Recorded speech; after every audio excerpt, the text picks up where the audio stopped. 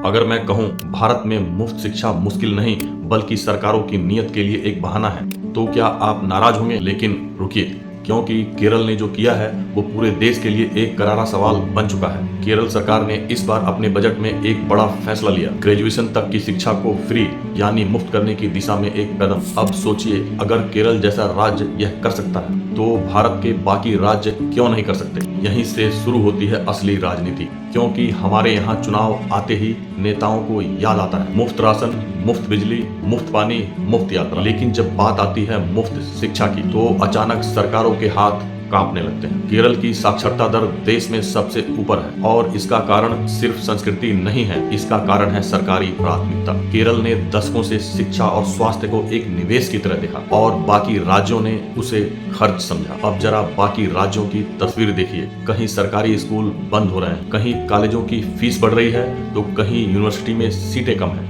और कहीं शिक्षा को पूरी तरह प्राइवेट हाथों में सौंपा जा रहा है। सवाल ये नहीं है कि पैसा है या नहीं, सवाल ये है कि पैसा जाता कहाँ है। हमारे बजट में अक्सर शिक्षा का हिस्सा इतना कम क्यों रहता है, जबकि हर सरकार मंच से कहती है युवा देश का भविष्य है। एक आम परिवार की सच्चाई यही है कि बच्चा पढ़ेगा तो घर चले और अगर बच्चा नहीं पढ़ा तो पीढ़ी पीछे रह जाएगी। शिक्षा कोई फ्री भी नहीं है, शिक्षा संविधान का वादा है। तो आज देश को ये सवाल पूछना चाहिए, अगर केरल ग्रेजुएशन तक शिक्षा मुफ्त कर सकता है तो बाकी राज्य क्या सिर्फ पोस्टर और भाषण देने के लिए बने हैं? याद रखिए, मुफ्त शिक्षा का मतलब ये नहीं है कि सरकार एहसान कर रही है। मुफ्त शिक्षा का मतलब है सरकार देश का भविष्य बना रही है। जो सरकार शिक्षा को बोझ समझे असल में वो जनता को कमजोर रखना चाहती है। अब फैसला आपको करना है, आपको चुनाव में मुफ्त वादे चाहिए या मुफ्त शिक्षा जैसी असली आजादी।